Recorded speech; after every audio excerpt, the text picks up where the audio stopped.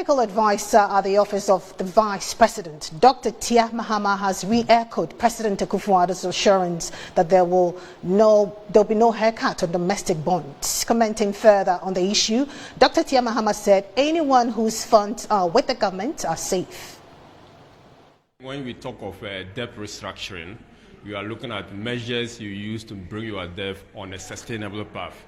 And as part of the program, government intends to have by 2028, which our debt to GDP should come to 55% of GDP. So as part of the general measure, it is required that government would take measures. One of it is what is popularly called haircut.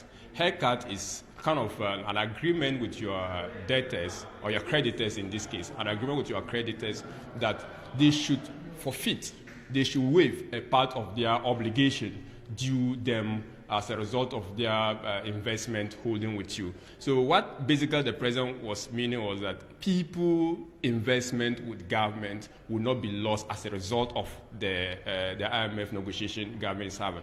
Basically, but we need to put the president's speech in context, because it is quite evident and clear that we have two portfolios, domestic loans and international loans or foreign loans.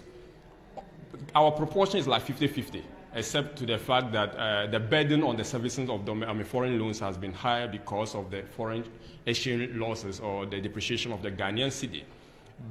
When we are dealing with the foreign loans, we have to engage them.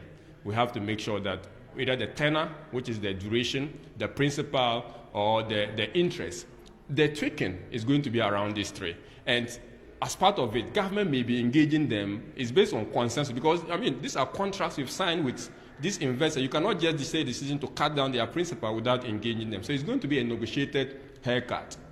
And this negotiated haircut simply means that some of the investors, foreign investors, would probably forfeit, or they would forfeit a part of their principal, a part of their interest, and also an extension of the tenor. But when we come back to the domestic front, the holdings of government instrument has largely been treasury bills.